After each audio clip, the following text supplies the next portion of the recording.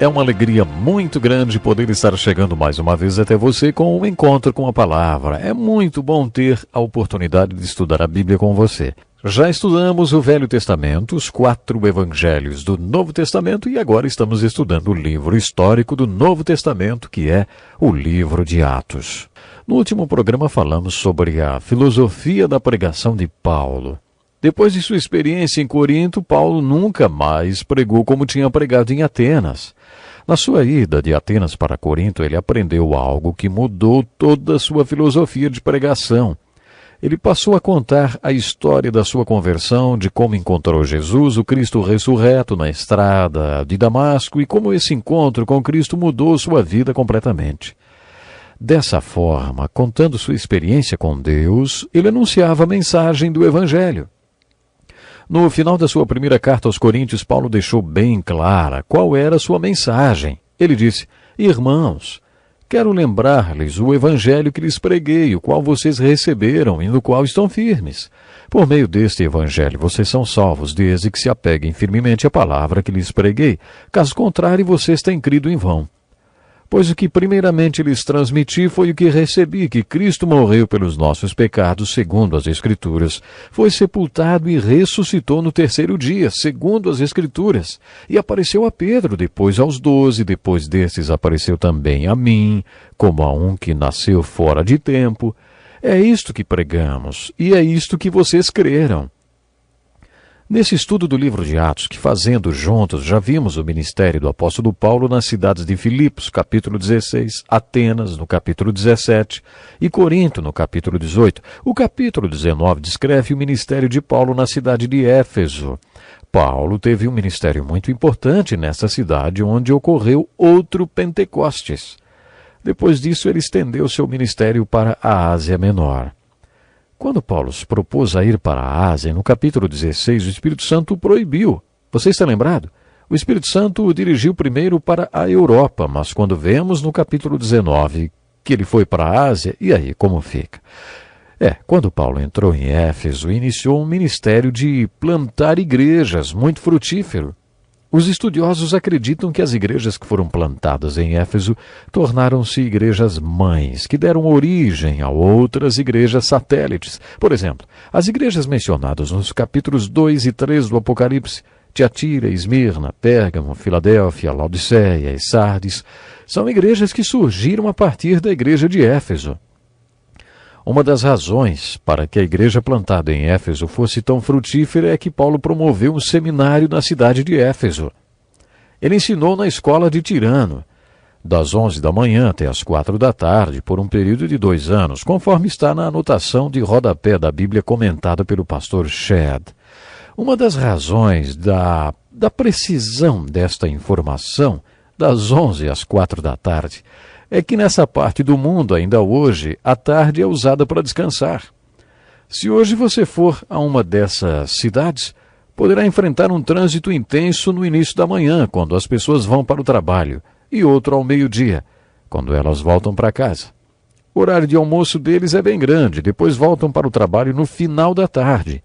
E aí o trânsito fica intenso novamente. E ficará também tarde da noite, quando eles voltam para casa. Eles costumam jantar tarde, por volta das 10 da noite. Hoje ainda é assim por causa do intenso calor durante o dia. Quando Paulo estava em Éfeso, trabalhou confeccionando tendas. Os velhos rabinos sempre tinham uma ocupação e Paulo aprendeu a fazer tendas. Com exceção da igreja de Éfeso, Paulo não recebia ajuda das igrejas onde ministrava, principalmente das igrejas dos povos gentios que não tinham maturidade espiritual. Quando Paulo estava em Éfeso, ao invés de receber ajuda da igreja, ele fazia tendas e provavelmente também ensinava na escola das 11 às 4 da tarde, horário em que a escola estava desocupada por causa do calor e ele podia dar aulas. O pastor da igreja de Colossos era um homem chamado Epáfras, e Paulo colocou Timóteo como pastor na igreja de Éfeso. Presumimos que esses 2 pastores foram alunos da escola de Tirano durante o período em que Paulo ensinou ali. Na sua carta aos Efésios, Paulo relembra repetidas vezes coisas que eles já tinham ouvido ou aprendido referentes aos ensinamentos e conselhos de Deus. Paulo nunca foi tão completo no seu ensino como com a igreja em Éfeso. Por isso, quando ele escreve, não está falando nada novo, está apenas relembrando o que já tinha ensinado.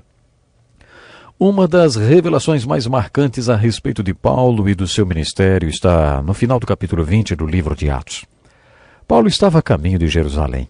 Ele acreditava que estava sendo guiado pelo Espírito para ir lá. O Espírito tinha lhe dito que quando ele chegasse a Jerusalém seria preso, acorrentado e surrado.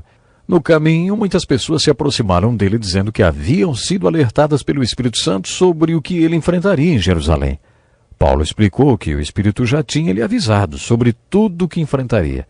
Ele estava indo para Jerusalém compelido pelo Espírito. Quando chegou em Mileto, uma região próxima a Éfeso, percebeu que jamais voltaria a Éfeso novamente. Ele provavelmente sabia que de Jerusalém iria para Roma e lá seria martirizado. Assim, mandou chamar os líderes da igreja e nas praias de Mileto, perto de Éfeso, Paulo se reuniu mais uma vez com a liderança da igreja de Éfeso para se despedir. A atitude de Paulo traz revelações importantes sobre a vida e ministério deste apóstolo. Ele chamou a liderança da igreja e os lembrou da responsabilidade que agora tinham sobre o rebanho de Deus, lembrando-os do exemplo que ele próprio estabeleceu. Ele disse àquele grupo: "Não cobicei a prata, nem o ouro, nem as roupas de ninguém.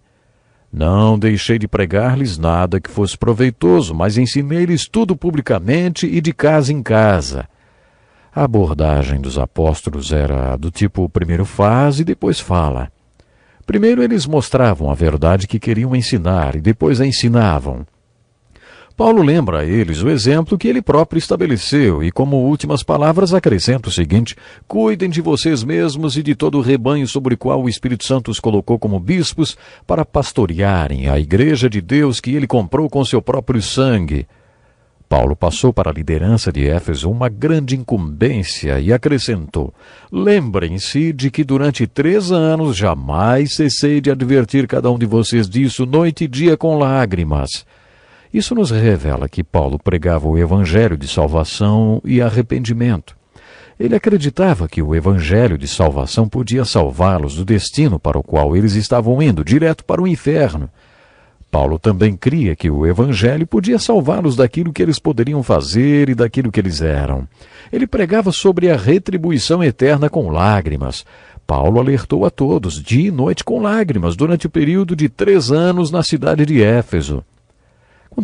Quando ele disse que os ensinou publicamente, de casa em casa, ele não estava dizendo que visitou casas uma a uma. Ele estava se referindo a igrejas nos lares, como aquela que se reunia na casa de Lídia no capítulo 16. Quando Paulo escreveu a Filemon, também fez menção à igreja que se reunia na casa dele.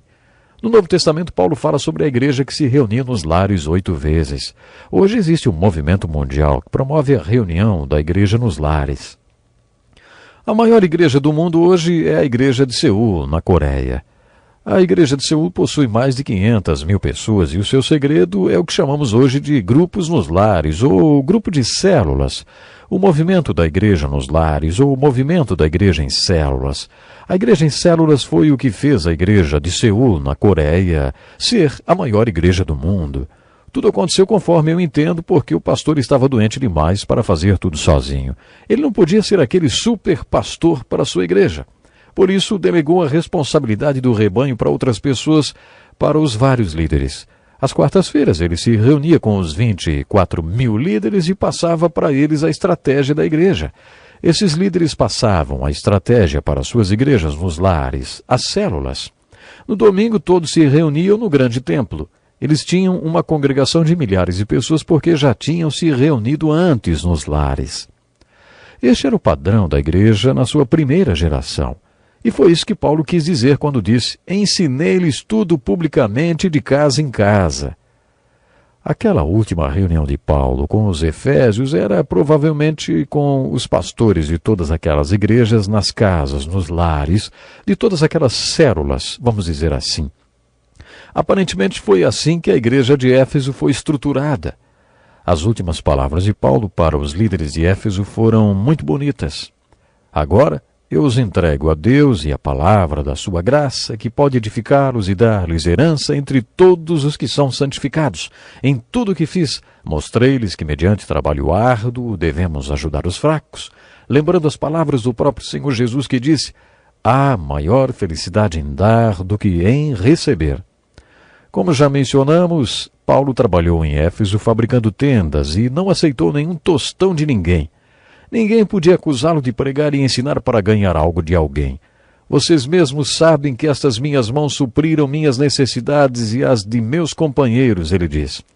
Além de se sustentar, Paulo ainda sustentou todo o seu grupo de missionários porque queria que eles aprendessem sobre a verdade de Jesus. Há maior felicidade em dar do que em receber. Essa é uma das motivações que se tem de se trabalhar ou para se trabalhar. Se você trabalha duro e ganha o seu dinheiro, você tem algo para dar e pode aprender que é mais abençoado aquele que dá do que o que recebe. Lemos nesse texto de Atos que Paulo disse aos líderes efésios que não os veria mais. Todos choraram muito e, abraçando-o, o beijaram. O que mais os entristeceu foi a declaração de que nunca mais veriam a sua face. Então o acompanharam até o navio. Assim está escrito. Sabe, essa cena nos revela uma característica muito bonita do ministério do apóstolo Paulo e também da verdadeira koinonia, ou comunhão, que existiu na primeira geração das igrejas do Novo Testamento. Infelizmente eu tenho que encerrar o programa de hoje, mas antes deixo como desafio as palavras de Paulo. Agora eu os entrego a Deus e à palavra da sua graça, que pode edificá-los e dar-lhes herança entre todos os que são santificados. Que a graça do Senhor esteja sobre você e o faça crescer. Muito obrigado por sua atenção. Esperamos sinceramente por você para o próximo encontro com a palavra. Eu espero que você possa realmente estar crescendo dia após dia, aprendendo com o nosso encontro com a palavra. Deus lhe abençoe até lá. Este é um estudo escrito pelo Dr. Dick Woodward, na voz do pastor Edson Bruno.